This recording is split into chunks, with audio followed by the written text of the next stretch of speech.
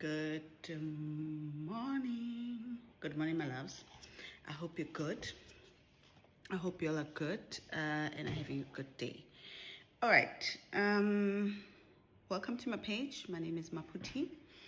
I make long videos, and this one is going to be long, just like all of them. I don't get to the point. I don't know what the point is, and I don't even know where we are going. But we are going somewhere there. Right. As I always say, if you're new here, no one is forcing you to follow me. Right? Someone said I was renting yesterday. Yeah, I am. I rent a lot. I just made them a favor by blocking them because I don't have time for that.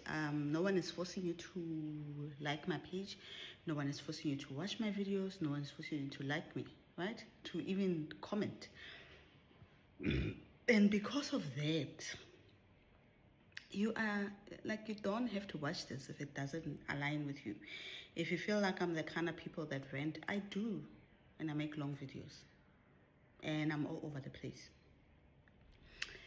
So if you do decide to stay, just know that's the kind of person I am, and I'm not going to change to please you or anyone else. Those who want this message will stay, listen to the rant, and get what they want out of it. All right, if you do decide to stay, when you address me as Maputi. Please don't address me as Gogo Mkulu or don't talk over me.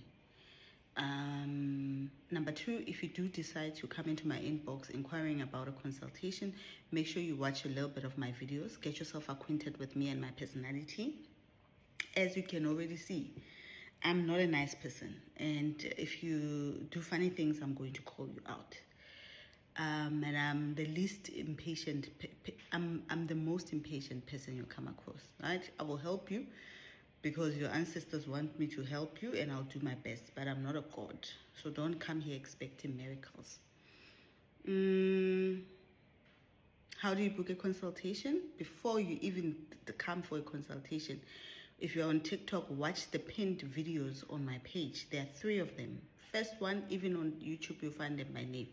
First one, how to book a consultation, what you need to know. The second one, my mentorship program, what you need to know. The third one, focus on the message and not the messenger. That explains how I'm not a nice person. Just because we are here talking spirituality doesn't mean I'm Jesus. Y'all can go and find Jesus. That's why they killed him. Y'all go find him and look for the Jesuses. I'm nowhere near Jesus. Okay, let's get into it. Today, I want to talk about jewelry. And the spiritual uses of jewelry. Yeah, let's talk about the spiritual uses of jewelry. I had written this lesson, but I can't find my lesson book. I don't know what I did with it. I had to rewrite it again this morning. Okay. Ooh, I can't read my own handwriting. Did I switch on the lights? I didn't switch on the lights. Okay, much better. The lights are on, and now I can see. I couldn't see my notes. Okay, let's see where we begin. Right, so jewelry, right? Jewelry has been used in spirituality for centuries. Jewelry is not a modern thing. Wearing jewelry is not a modern thing. It's an ancient thing. The ancient spiritualists were the original jewelry makers.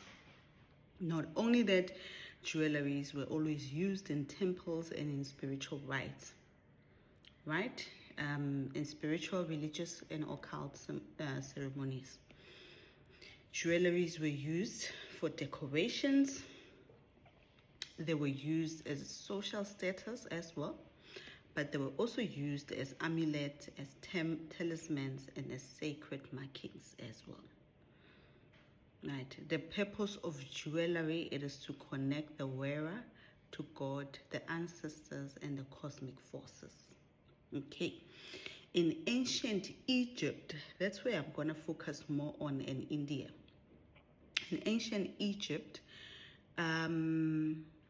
the role of jewelries were usually used for protection, to symbolize rebirth and divine connections, right? They use mainly amulets. He used mainly amulets because the Egyptians believed jewelry could protect the soul and the body, right? In many of their amulets, you found the ankh, you found the scrub, you find the eye of Horus, right? The ankh represents life. The scrub is the bumblebee, represents rebirth. The eye of Horus represents protection. And these were worn daily. And usually the owner of the jewelries was usually buried with their own jewelry when they passed on. Materials mainly used in jewelries are gold, silver, copper, and crystals. The Egyptians believed that gold was a symbol. Gold symbolizes the flesh of the god and eternal life of the gods. And right, crystals they believed carried divine energy. Let's start with gold. Oh, I miss my big book. I miss my big books. Let's start with gold. So gold is one of the most spiritually charged material. You literally, it has it's one of the most highest vibrational energy, and it's easy to charge with divine energy, right? And it's a very powerful material.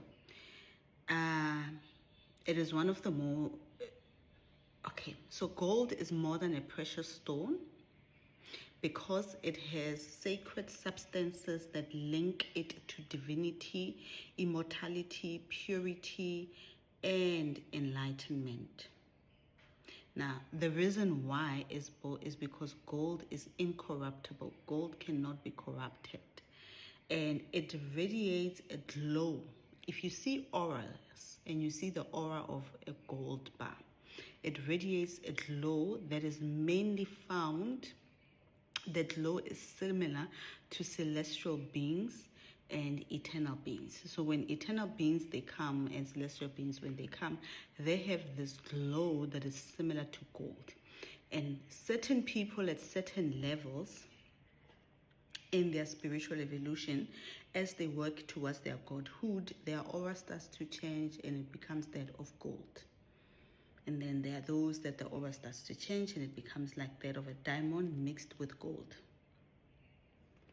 And then some people have a kaleidoscope aura, right? Gold is preferred by higher beings, archangels, ascended masters, and deities because it does not tarnish and it does not rust. So if you are an initiate that works with higher beings, they would always ask for gold.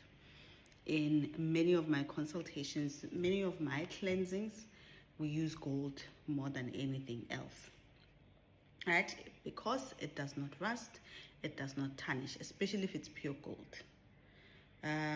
Because they prefer it because it symbolizes eternal life, divine protection. Right? The radiance of gold and the aura of gold connects with the sun, similar to the sun. It is illuminative, enlightening, and it carries a divine presence.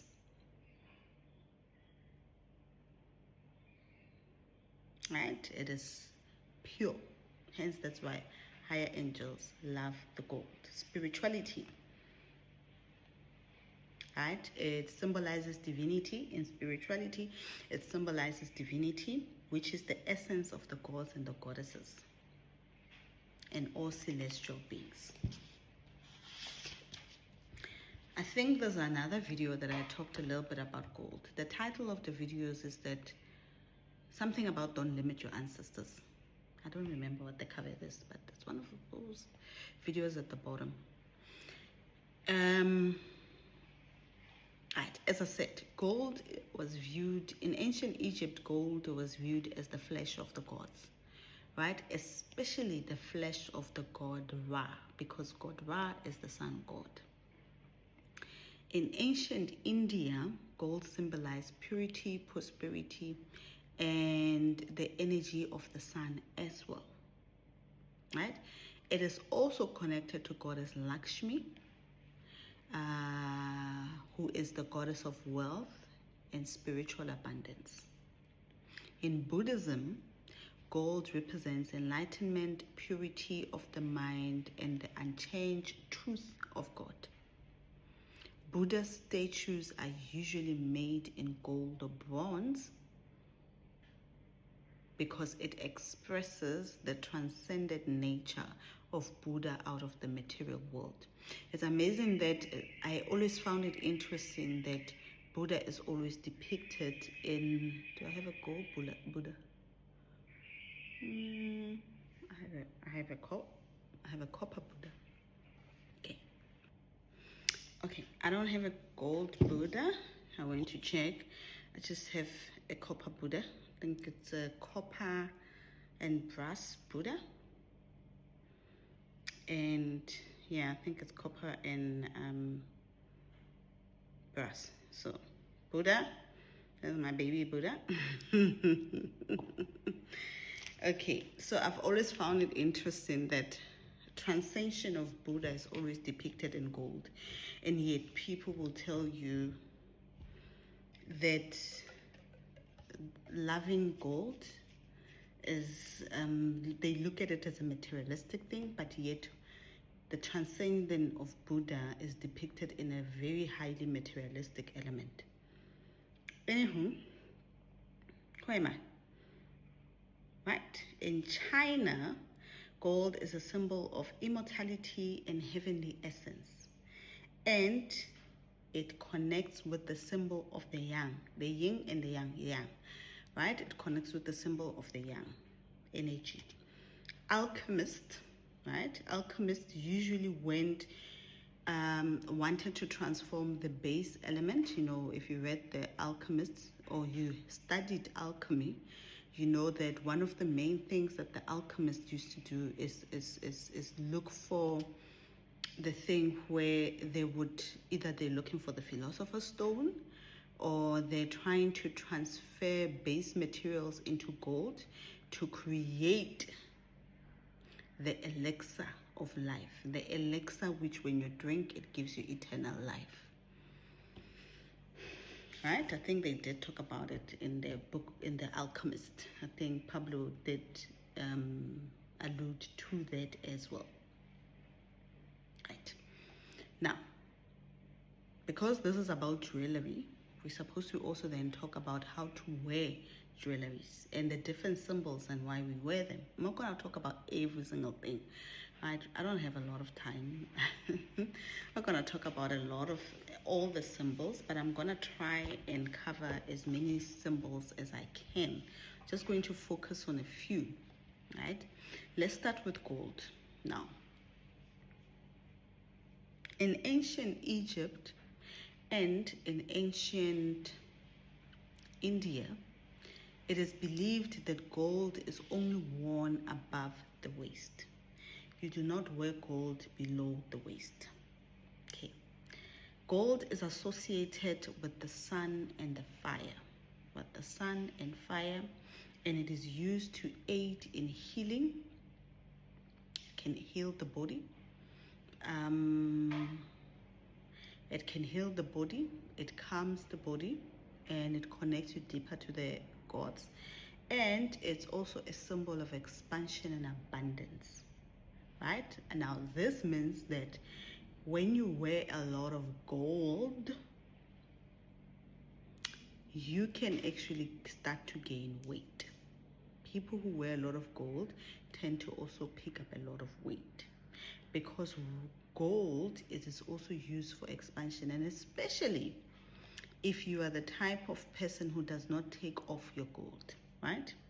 So for people who do not take off their gold, which I'm one of them, hardly take off my gold, whether it be my bangles, whether it be my necklaces, unless I'm told to take it off. But when I wear them for spiritual purposes, I don't take them off. Now, anything you wear for spiritual purposes, you do not take it off until you are told. So you find that people are wearing spiritual things for protection, and then they have the liberty of just taking them off when they go to sleep and then putting them on back when they wake up. It doesn't work like that. You have to keep it on, because that's a constant protection. Right. Now, if you wear a lot of gold and you don't take it off, you also tend to pick up on weight. The reason being, it is because it's a symbol of abundance, and gold enhances and expands every single thing that it comes in contact with. So if someone said they've been trying to pick up weight in one of the comments yesterday, you should start wearing gold. It might help. The purer the gold, the better. Okay. Right, right, and this is why many goddesses loved gold, and this is why many goddesses in the ancient times were always depicted wearing gold, and they were always fully figured, because that's the symbol of abundance. Right, gold is a sign of abundance and wealth, and it also, what gold does, it's also a very good conductor of the life force, right? It is known to transfer the life force into the body. Hence, that's why it is a symbol of life. So it transfers the life force into the body, right? And then the other reason why they believe that it shouldn't be worn below the waist, it is because it can earth you, right? If you are looking for grounding, gold is a very good material, but you also don't want to be too grounded, right? Grounding is good, but you also still need to be able to access spiritual. You still need to be able to ascend spiritually. So if you wear gold into below the waist, it can earth the soul. When it earths the soul, that hinders in astral travel a lot. It can hinder in astral travel. It can hinder in astral projection. It can hinder the soul from leaving the body, which then, because it's earthed. Okay. Also, the other reason why we do not wear gold below the waist, it is gold is believed to be the flesh of the gods and the goddesses, especially the god Ra. Wearing it below the waist, it's a disrespect to the gods and the goddesses, especially if you wear it on the feet and the anklet. Right? Now, silver, right? Silver is the material that you should actually wear below the waist. Silver is worn below the waist. Now, many people rush to wear silver, right? Many people rush to wear silver, but silver, you shouldn't just rush to wear silver, because silver can also make you very highly sensitive to spirituality, because it's also connect with the prophetic element, connects a lot with the moon, right? Now, silver, it is what you put below the waist, as it is associated with the cooling energy of the moon. It is also connected to the reproductive system of the body. Right? Now, if you're a person who's struggling with fertility, one other way, I'm not saying it's going to help you 100%, but one other way to aid your fertility, it is to wear silver below the waist, especially on the toes. Wearing silver rings on the toes, sterling silver, preferably on the toes, on the second toe. Wearing it on the second toe, because the second toe have the nadis. The nadis, which are, it connects, and okay, the nadis on the second toe connects with the reproductive systems. They move from the toe directly to the reproductive system. So when you wear it there, it aids in fertility, it aids in connection, right? And as the silver presses on the nadis, it will help to keep the reproductive system healthy. Right? Now, what also silver does, and why we wear silver below the waist, and why we would wear silver on the ankles and on the toes, it is because silver aids in remember, gold helps us to transfer the life force. It aids in the life force coming into your body. Now, for the life force not to be depleted, you would want to wear silver at the bottom, because then silver, what it does, it prevents life force from leaking through the toes. That's what it does. Right? It prevents the life force from leaking through the toes.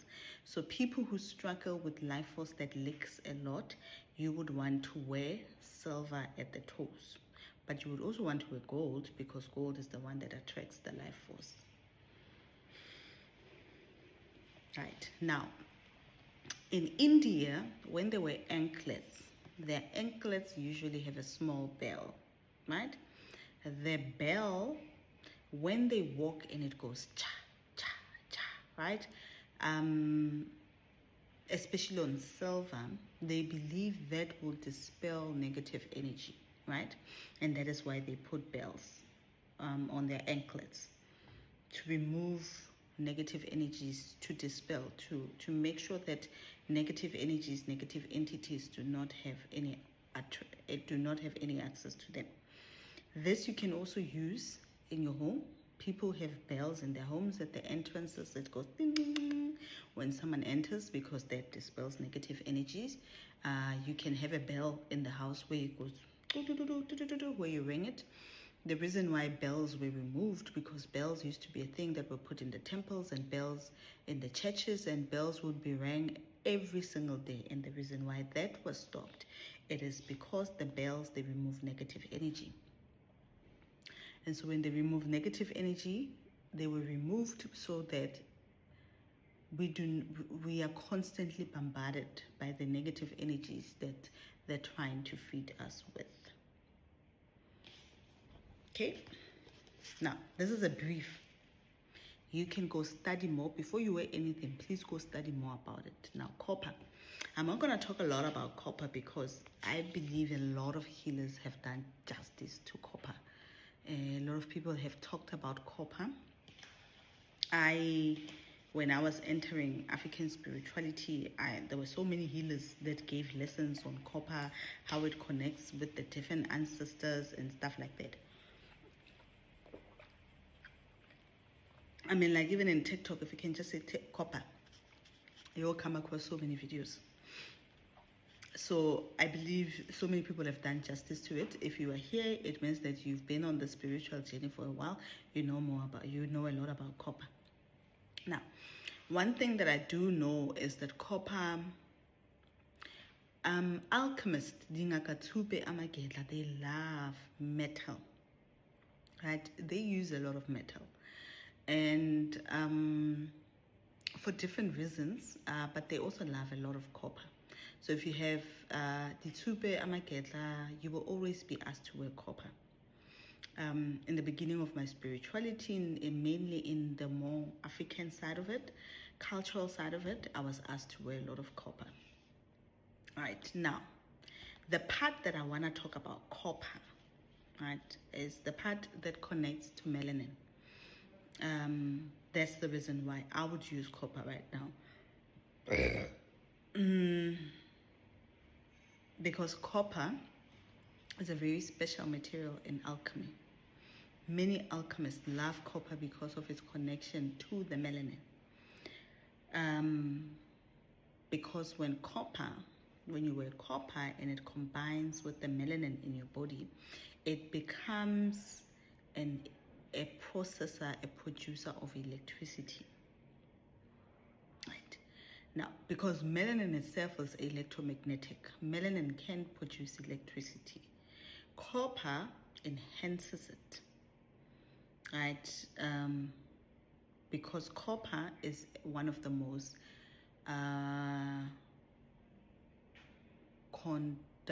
it is one of the most powerful conductor of electricity on earth, second to silver, right? And as a black person with the highest melanin count, your body naturally contains copper, right? As a black person, you have copper in your body. Your body naturally contains copper in the brain, in the blood, and in all your melanin centers.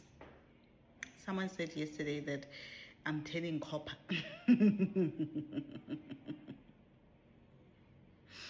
Copper is the metal of energy transfer, and as an awakened melanin person, you are a walking electromagnetic being, right? You are like literally electricity of a person as a melanin person when you use copper, especially when you are awakened. What do I mean by when you're awakened? When you know that certain things like let me see. Okay. When you are conscious of the things that you're making, when you're connected deeply to your spirituality, to your ancestry, when you are making an effort to connect better with the people that you walk with, your ancestors, your soul ancestors, your archangels and everything, that makes you awaken.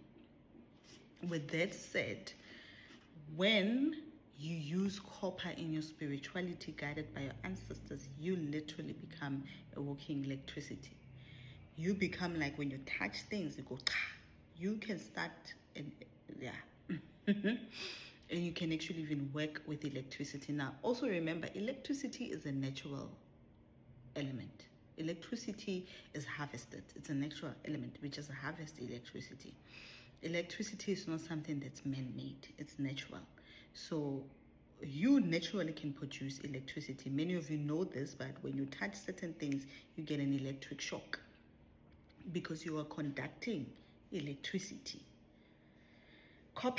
Wearing copper will connect you to the natural copper in your body, which will enhance the brain functions,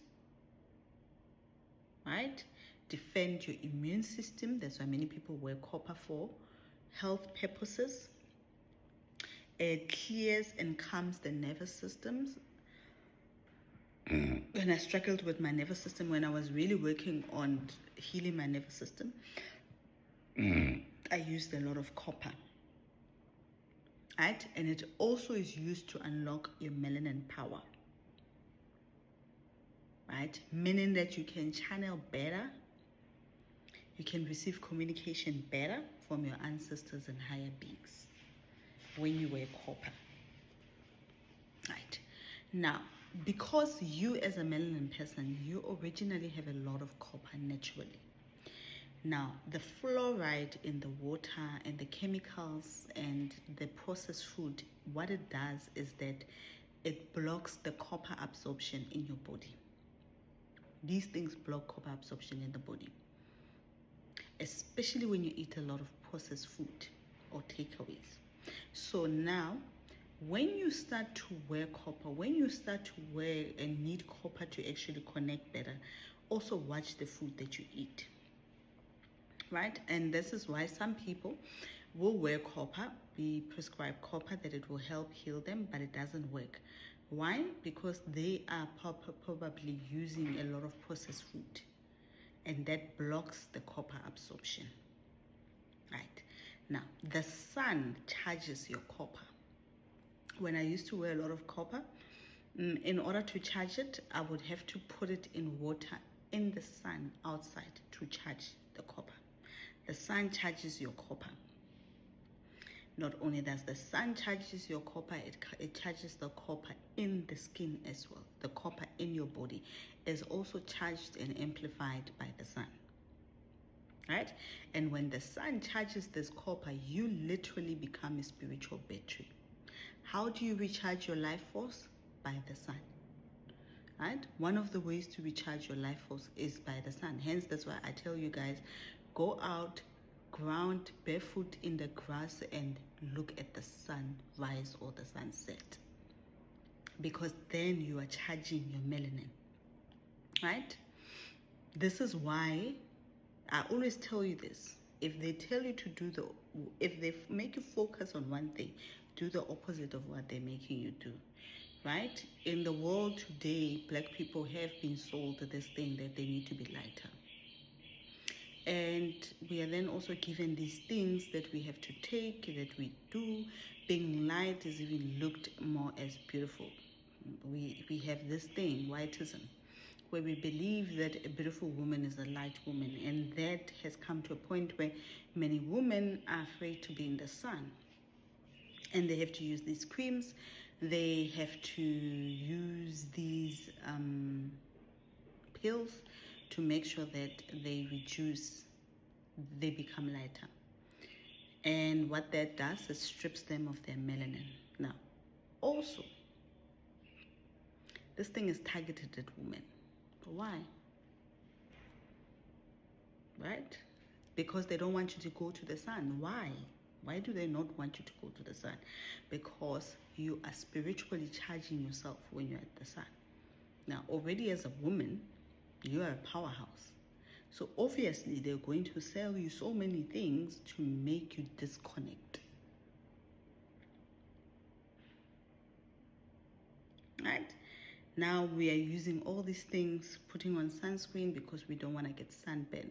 But we don't necessarily burn. The reason why we burn, it is the food, the water, and the chemicals we are putting in our system that has started to make melanin people burn. Right? A person whose melanin is fully connected cannot be controlled by the system.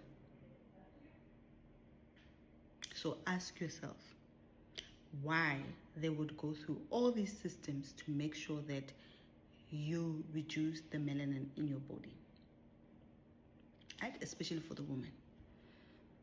Ask yourself. Well, but I'm sure if you've been with me on this journey for a while and watched many of my videos, you can already pick up the answer. Right? The ancients, Africans, the ancients, cultures across the world, they use copper a lot to connect with the divine energies. Right? When I was still doing a lot of physical cleansings, meaning that people came to me physically for cleansings, when I did that, I used to wear a lot of copper. Now, I used to wear a lot of copper for energy transfer as well, because during physical cleansing, you use a lot of your energy, and meaning that your life force gets depleted a lot. And so how I will then aid me in the transferring of energy so that my life force does not go out, get depleted. And this is what I was telling one of my friends, that when she prays for water, she uses her hands. And I said, no, you don't use your hands. You always have to have something. The reason why we have all these sticks, that is for you to use that, because you channel the energy through it. You don't use your own life force. And so I would use a lot of copper to conduct energy through me and transfer it into the person who needs it, right? Also, I used a lot of copper to bring me minerals. Hence why I would wear a lot of copper on my hands, so that I'm able to bring minerals, because spirituality, doing spiritual work, you deplete a lot of your minerals through consultations. So every single thing that you do spirituality, there's a transfer of energy that's going out. And I used a lot of copper to aid me in the replenishing back of my energy. Okay, now second part of the video, let's move on to the symbols, because remember, we are talking about jewelry here, right? The whole reason why we are doing this whole lesson is about jewelry. Also because I prescribe a lot of jewelry to my clients during cleansings. And some people ask me, what is the purpose of this? Why should I wear this? I'm just gonna send them to this video. The ankh, right? The ankh. Ankh. We all know the Ankh. The cross with the cross with the round thing at the top. Okay. The Ankh is an electromagnetic symbol. And this is why it is used by the gods and the rulers in Egypt. It is a symbol of electromagnetism. The word Ankh means life or to live. That's what it means, right? The cross loop, meaning this loop thing, the cross loop at the top, it is the key of life. That's what it means. This is the original cross. The whole cross thing was taken from the Ankh. It was taken from the Ankh. The Ankh is the original cross.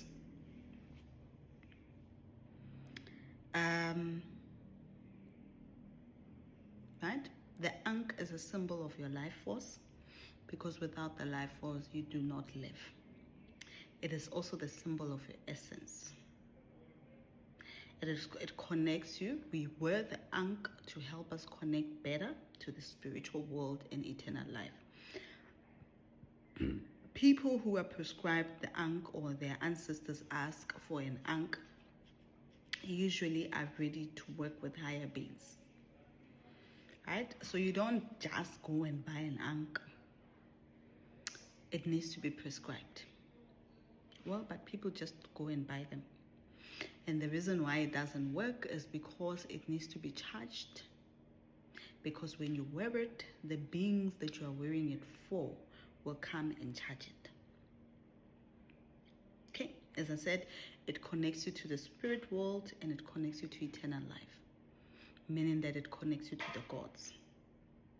The Ankh is also a symbol of the womb. It is a symbol of fertility, which connects to the creation of life. Right? We also wear it as an amulet. This is an amulet. We will also wear it as an amulet to bring you protection, good health, and vitality. Hence why it is connected to the life force. The Eye of Horus. What is the Eye of Horus? This is the Eye of Horus. I can't take it off, guys. This is the Eye of Horus. This thing is the Eye of Horus. Right? So my Ankh and the Eye of Horus are connected. I'm also going to show you another symbol that has the Eye of Horus. Right? Luckily, I have these things. The Eye of Horus is a representation of protection, healing, divine insight, eternal cycles of life and death. Right? Horus, right? Please go read the mythology of Horus to understand the meaning behind the Eye of Horus. There are actually two eyes of Horus. There's the left eye of Horus and then there's the right eye of Horus. Your assignment is to go figure out which one is the left and which one is the right. And the left side represents the moon. It represents power, wisdom, healing, and protection. The right eye of Horus represents the sun, which represents power, action, and life. Right? When the Eye of Horus is prescribed, it will either be prescribed by either you are told to wear the left eye or you are told to wear the right eye, because each eye has its own purpose and connects differently. The left eye connects to the moon. The right eye connects to the sun god. So when you go wear the Eye of Horus, you need to ask them which eye. Don't just go buy the Eye of Horus. How do you know which one it is? You should go figure that out. That's your assignment. I'm not going to give you the answer. Now, together, the Eye of Horus symbolizes balance, the unity of the light and the darkness, the sun and the moon, and the reason and intuition. Right? The Eye of Horus also represents the third eye. It represents the third eye. It also represents the pineal glands. Also represents the pineal glands, which connects to your inner visions, which connects to your higher consciousness, right? So now, when certain people are prescribed the Eye of Heroes, it is because it is a time for them to open up their third eye. But not only to open up their third eye, it is also time for them to connect to higher consciousness, to see things that they are ready for. Right? Some of you wear the Eye of Heroes and start seeing things now that you were not supposed to see, and now you are traumatized. You go to a mental asylum because you were never ready for those things. The other symbol we're going to talk about that's worn mainly in jewelry is the Hamsa hand. Okay? The Hamsa hand. Right? There's different depiction of the Hamsa hand, and if you can see, my Hamsa hand has an eye. Right? It has the Eye of Heroes as well. And it has the lotus. It has the eye, and it has the lotus as well. It has symbols as well. Every single thing. There's pyramids on it. There's actually more than one eye. Only seeing it now. There's actually more than one eye. Because this one has the two eyes, the left and the right eye. Hamsa hand as a symbol of protection and divinity, right? It is used to guide against negativity, to bring blessings, and connect the human soul to higher spiritual powers. It is also connected with the number 5 because it is in hand. Right? It's connected with the number 5. It originally originates from India, from Egypt and Mesopotamia.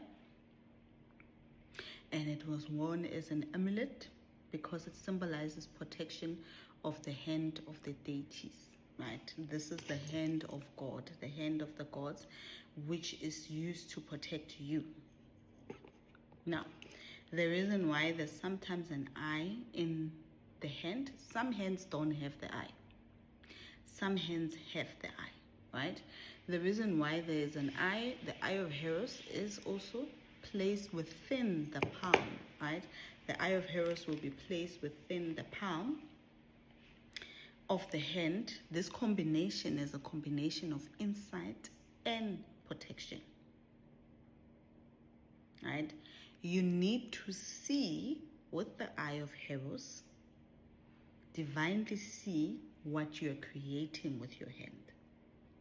That's what it means.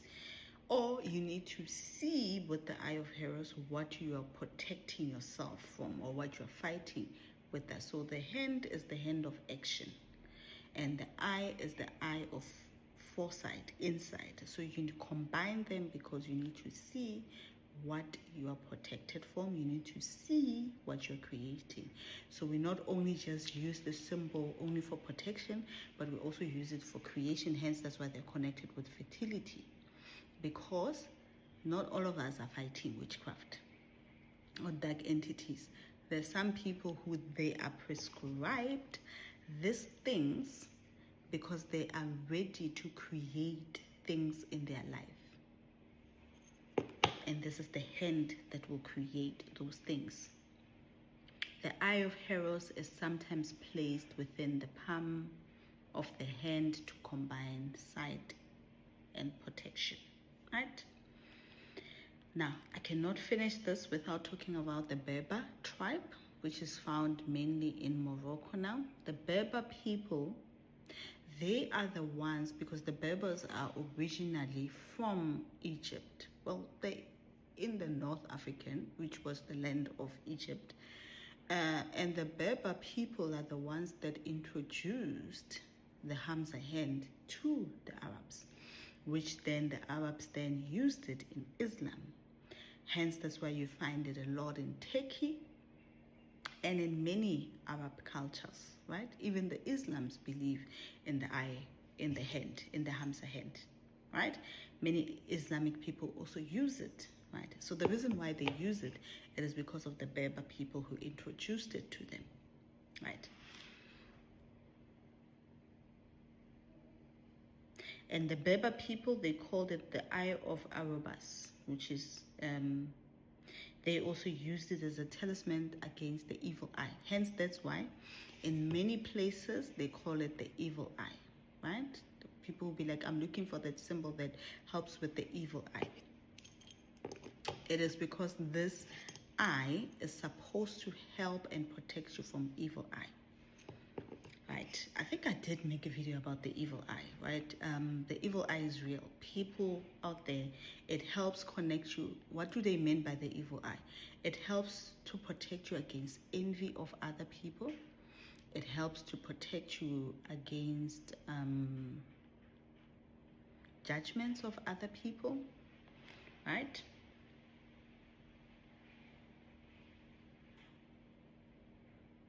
Right. They also believed it was a mark of sacred feminine energy, which connected with the goddesses Tanit, who is the goddess of the moon, fertility, and protection. So all the symbols, they have protection in them, but they also have other things, other purposes of why we wear them. Right. Now, sometimes the eye in the palm, sometimes you find, okay, sometimes you find, I don't have it. Ooh, I already sent them to South Africa. I was going to show you what I'm talking about. Right now, I don't have it. And the jewelry upstairs doesn't have it. Okay, so sometimes you find the eye that is blue or the eye that is green. Like you find the jewelry with just the eye, right? That is blue, the eye that is green.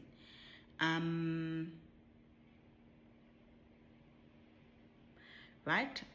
Sometimes you find they will make it a round dot with a dot around with a dot inside. So there's different depiction of it. Maybe the cover of this video, I'm going to make it the different depictions of the eye of Horus, right? So that you guys know about them. Right. So the eye, the green eye or the blue eye in the palm. My eye has a diamond, because we like things here. My eye has a diamond. Because that is into here. My eye has a diamond, but mine is in the palm, right? This one doesn't have anything. So this eye doesn't have anything. It has a hole, right? Now the reason why is because it's the all-eye seeing of Ra, right? This is the eye of Ra. The third eye, protection from the evil eye. Right? As I said, the hand is action, the eye is awareness. So, which also means mindful action. The blue red is protection and divine truth. When you use it in gold, this is bronze, it's not gold. When you use it in gold, okay, so this is gold. When you use it in gold, it is to aid in, it symbolizes divine light, purity, and immortality. When you use it in silver, I have it in silver, but I can't show you. When you use it in silver, it is also connected to the moon energy and intuition, right? And then other people use it in copper, which means that it connects to, it is to help with the aid of the electromagnetic field. Then other people use it in glass, in crystals, in crystallic glasses. This will help with the grounding and the protection, right? Natural protection. So the different material you use in the jewelry also plays an important role as to how the meaning and the symbolism of the symbol activates. Okay, let's finish up with the scrub. I don't have a scrub. A scrub is a bumblebee. In many Egyptian amulets, you will see people wearing a bumblebee, right? They call it a scrub. I took this. I thought but this is a tortoise, but it will look something like this, and they will put it like here, right? It's just a symbol. This is a tortoise, and so the stone is opal. Is it opal tortoise? I told you we like things here. So the bumblebee, which is the scrub, it is a symbol of rebirth, protection, transformation, eternal cycles of the sun and the soul. So in Egypt, you know how this is a bumblebee, a beetle, not a bumblebee, a beetle. Sorry guys, I've been saying bumblebee. I don't know why I keep thinking about a bumblebee. A beetle, right? A beetle. And this is the reason why I took this, is because it kind of looks like a beetle. So the beetle, when it wakes up in the morning, it will roll the soil. We know that symbol, right? Now that symbol, it is the symbol. The reason why they wear the beetle, it is because it's the symbol of the god Ra. And they say that when the beetle rolls the soil, it's a symbol of Ra rolling the sun every day in the sky. Right? Hence, that's why the scrub connects to rebirth, because that symbol of the sun rising, rolling, and then going down and coming back again every day is the cycle of death and rebirth. Right? And that symbolizes Ra. So they wear it to connect with God Ra. Right? Now, when you wear the scrub, the beetle, it is the symbol of creation, transformation, and resurrections. So that's why you would wear it. That's why it will be prescribed to you, right? So sometimes, in rare occasions, I've seen them. Okay, no, I don't know if they exist in the physical realm, but I have had visions and dreams where I actually saw the hand and it had a beetle inside. Right? So not all the hands have an eye. Some have other symbols inside. Just like how I've combined the ankh and the eye. Right? So there's different combinations. And sometimes the ancestors will show you a combination that it will be very hard to find. It doesn't mean you should go look for it. You could look for it, but if you can't find it, it is just they want you to learn that that's the symbol that they want. Some people are fortunate they can make their own, and you can make your own or ask someone to design it and make it for you. Okay, so that's the jewelry. That's why we wear jewelry, and the different metals and how we use them, right? So for many of you are going to be prescribed jewelry. Many of you are going to move from beads. As a soul initiation starts, you will move away from wearing beads, and you will start to be told to wear metal, or you will mix the two, but eventually you will come to a point where you wear a lot of metal, precious stones, crystals, right? Alchemists actually love crystals more than beads, but you will find yourself where you are starting to wear many of those things. And you're getting yourself into these things. Know what you're wearing. Know the purpose. Don't just wear things just because they're in fashion. Wear them when prescribed by your ancestors or when asked by your ancestors. Okay. Thank you, my love. That's it. I will come back with the perfume. But how we are going to do the perfume review is that, because I have perfumes, but it's not like I have a Louis Vuitton perfume. No, I'm not going to do that. I don't even have it. Right. I'm going to come back and teach you how to use perfume for spirituality. In the video, Don't Limit Your Ancestors, I did talk a little bit about it. I am going to come back with a lesson on how to use perfumes, and the different scents and the different ways of layering perfumes, and the different ways of using perfumes in rituals, and why perfumes were created, because perfumes originate from Egypt and they were used in temples. Right? I tell people that when I go to bed, I put a perfume. People are like, You have a night perfume. I'm like, you're supposed to. That's why they were created, right? We need to go back to the proper use of perfumes. Well, to enhance your spirituality, okay? I'll come back with it. I'll write it. That one needs me to write. I'll write it. But I'm still praying and asking if it's time for it. Once I get the go-ahead, I'll come back with it. But instead, they said they want me to focus on the jewelry this time. All right, I love you guys, and I hope you guys are having a good day and all is well in your life and things are moving. If things are not moving, hold on.